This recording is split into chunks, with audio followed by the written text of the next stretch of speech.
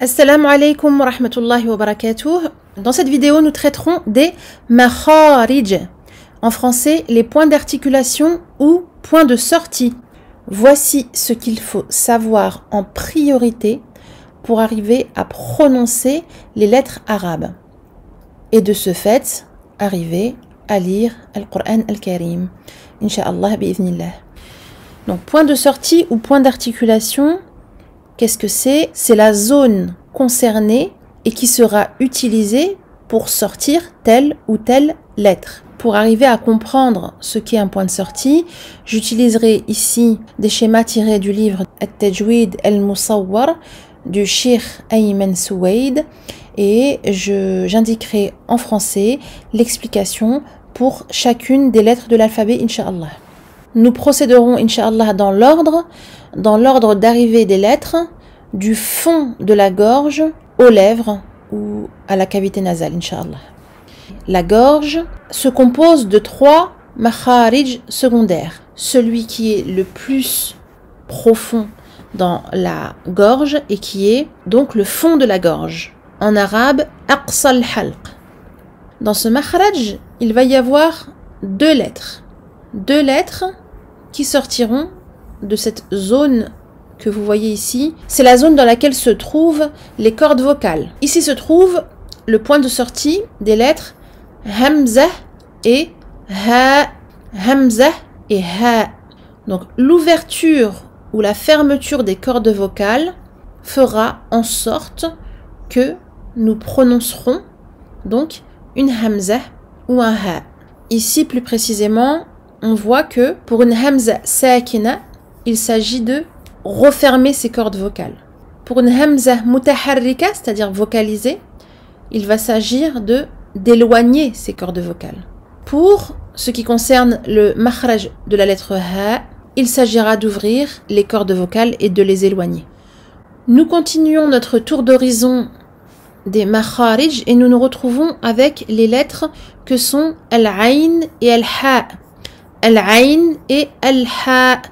Donc, ces lettres se trouvent dans ce que l'on appelle en arabe wasatul halq, qui est en français le milieu de la gorge. C'est l'endroit où se situe ce qu'on appelle en arabe lisanul mizmar et en français l'épiglotte, cet organe.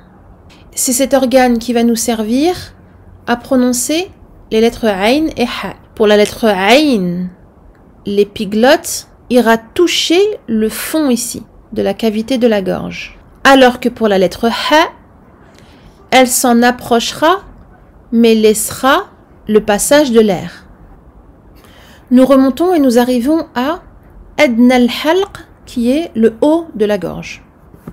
Dans cette zone ici que vous voyez sur le schéma. Ici se trouveront les lettres rayn et kha.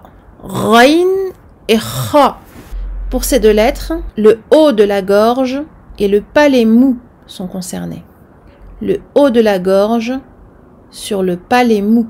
Ici se trouve la zone que l'on peut décrire comme étant la racine de la langue et le palais mou ici en haut. Nous remarquons que ces schémas sont très proches. La différence entre la lettre rayn et la lettre kha sera le passage de l'air pour la lettre kha et le blocage ici de l'air pour la lettre rayn.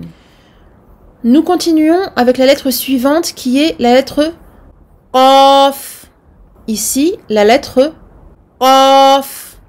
Et nous arrivons sur le makhraj qui est la langue. De la langue sortiront de nombreuses lettres, dont cette lettre qaf, le fond de la langue qui remonte vers le palais mou. La lettre kaf n'est pas éloignée de la lettre qaf, mais elles sont différentes. Concernant la lettre kaf, nous serons également dans la zone du fond de la langue, mais le fond de la langue ira toucher la limite entre le palais mou et le palais dur. Kaf. Nous arrivons maintenant au niveau du milieu de la langue. Dans ce milieu de la langue, nous aurons 3 lettres. La lettre jim, ici, sur ce schéma, jim, jim. Donc ici, milieu de la langue qui touchera le milieu du palais. Deuxième lettre concernée par le milieu de la langue, la lettre shin. Shin. Milieu de la langue donc, vers le milieu du palais, mais on ne touchera pas le palais. On laissera l'air s'échapper. Troisième lettre concernée par le milieu de la langue, c'est la lettre ya. La lettre ya qui n'est pas maddiya, la consonne. Ya, you, yi. Ou alors aï, aï. Donc ici, nous ne faisons pas référence à la lettre ya qui fait office de prolongation. Donc le milieu de la langue remontera vers le milieu du palais. Ici, ce schéma intéressant nous montre la différence entre le makhraj du jim, le makhraj du shin et le makhraj de la lettre ya qui n'est pas un mad. Regardez la forme de la langue. Ici, le jim qui touche complètement le palais. Ici, le shin qui ne touche pas le palais. Pour la lettre ya, la forme de la langue est différente. Voyons maintenant le makhraj de la lettre dad. Le makhraj du dad se situe au niveau des côtés du fond de la langue. Ces côtés du fond de la langue iront toucher la face latérale des molaires supérieurs. Ici, en bleu, sur ce schéma. Donc les côtés du fond de la langue iront se placer au niveau de la face latérale ou intérieure des molaires. Il va y avoir également le bout de la langue ici qui s'approchera des incisives supérieures, sans aucune pression, ici en jaune. Nous voyons encore mieux dans ce schéma les parties de la langue concernées par la lettre dad, donc les côtés ici du fond de la langue qui iront se poser contre les côtés ici des molaires supérieurs. Ici, il y aurait une pression. Alors que cette partie-là de la langue ira simplement effleurer cette partie-là sans aucune pression. Nous arrivons sur la lettre lem. Donc la lettre lem, il s'agira de faire remonter le bout de la langue. Toute la surface ici de cette partie de la langue qui ira se poser sur cette partie dure du palais proche des dents. Cette partie-là se pose franchement sur le palais. Encore une image qui nous permet de comprendre que toute cette partie, et pas uniquement la pointe de la langue, toute cette partie de la langue touche cette partie du palais. Alors on peut se demander quelle est la différence entre le makhraj de al-lam al-mufakhama et le makhraj de al-lam al-muraqqaqa. La différence résidera dans le fond de la langue. Le fond de la langue remonte pour al-lam al-mufakhama, alors qu'il est abaissé pour al-lam al-muraqqaqa. Le bout de la langue remonte de la même façon, comme décrit sur le schéma précédent. Nous arrivons au noun. La lettre noun, c'est le bout de la langue sur le palais. À ce niveau-là, on le voit très bien sur le schéma. Donc le bout de la langue qui remonte sur le palais, juste en dessous du makhraj de la lettre lem, ici. Mais ce n'est pas tout. Pour la lettre noun, la cavité nasale jouera un rôle important. Donc cette cavité nasale, al-khayshum, fait partie également du makhraj de la lettre noun. Et c'est pour cela que pour cette lettre, nous allons avoir ce qu'on appelle al-ghunnah, la nasalisation.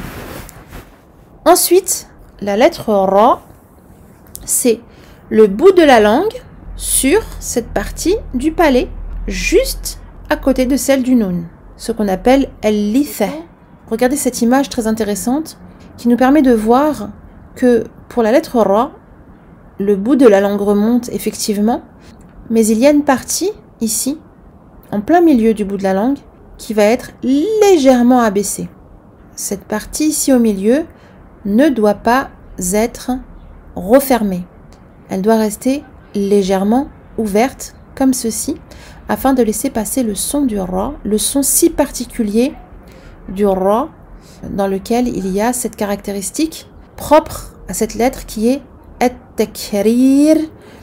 Et c'est le fait de laisser cette partie légèrement entrouverte qui va nous aider à prononcer la lettre ra le plus correctement possible. Alors, entre parenthèses, le ra possède cette caractéristique de at-takrir, mais je rappelle que ce roulement doit être contrôlé afin de ne pas provoquer une erreur qui serait de doubler le ra, tripler le ra, etc. si l'on fait trop de roulement, trop de takrir. Nous voici devant un schéma qui nous montre la différence entre ar-ra al-mufakhama et ar-ra al-muraqqaqa. Comme tout à l'heure, il s'agit de faire gonfler, remonter le fond de la langue afin d'obtenir un ra emphatique. Le makhraj suivant se situe au niveau ici de la pointe de la langue qui touche la racine des incisives supérieures. Et ce makhraj concernera 3 lettres, la lettre ta et les lettres dal et ta. Donc pour la lettre ta, vous voyez que le fond de la langue remonte parce que c'est une lettre emphatique. Ce n'est pas le cas pour les lettres dal et ta. Le fond de la langue est abaissé. La différence entre le dal et le ta, c'est que pour être dal, il n'y a pas de hams. Il n'y a pas donc d'écoulement d'air. Alors que pour la lettre ta, c'est une lettre mahmousa. Donc il y aura un écoulement d'air. Prochain makhraj, celui qui réunit les lettres sad, sin et za. Sad, sin et za ou zay. Donc ici la lettre sad, le bout de la langue qui ira toucher la face interne des incisives inférieures. Vous le voyez bien sur le schéma. Le bout de la langue qui ira toucher la face interne des incisives inférieures. Pour le sad, le fond de la langue remonte. Vous savez pourquoi. C'est une lettre emphatique.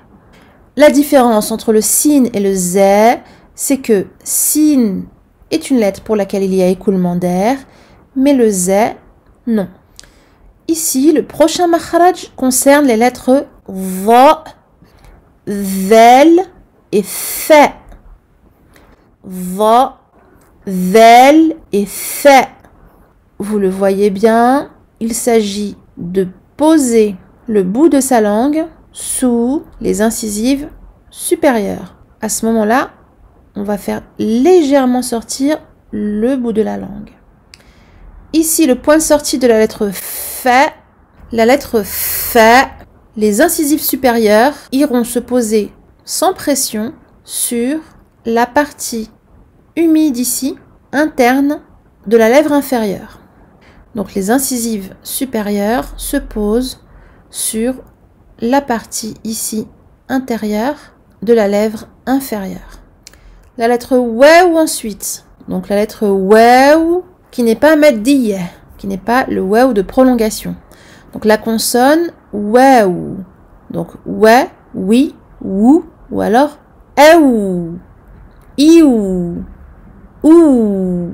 Ici, le makhraj de cette lettre sera le fait d'avancer ses lèvres et de les arrondir. Et ceci s'accompagnera d'une remontée du fond de la langue.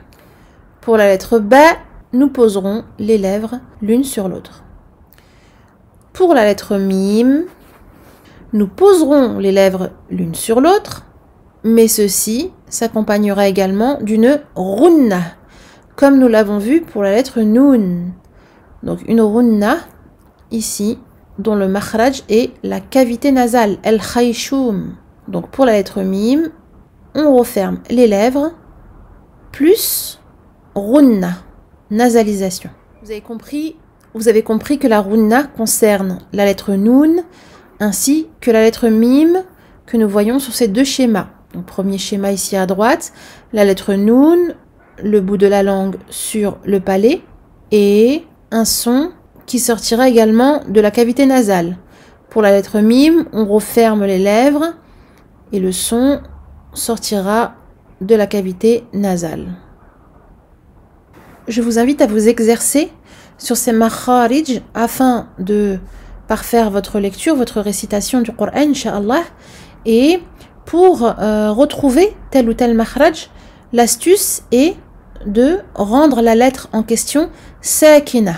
Donc, on met soukoun sur une lettre et je donne comme exemple la lettre shin. Pour retrouver le makhraj, je ne dirai pas sha, je dirai plutôt ash. Donc, hamza fatha, shin soukoun, ash. Et là, je peux arriver à retrouver le makhraj si je ne le connais pas. Évidemment, l'idée ici est de les apprendre et de s'exercer, de s'entraîner dessus. Mais cette astuce peut être profitable, Inch'Allah. J'espère que cette vidéo vous a été profitable. L'idée ici était d'expliquer et de faire un tour d'horizon de tous les makharij, de toutes les lettres, donc de l'alphabet arabe, en français, en espérant que ceci vous a été bénéfique. Barakallahu fikum, wassalamu alaikum wa rahmatullahi wa barakatuh.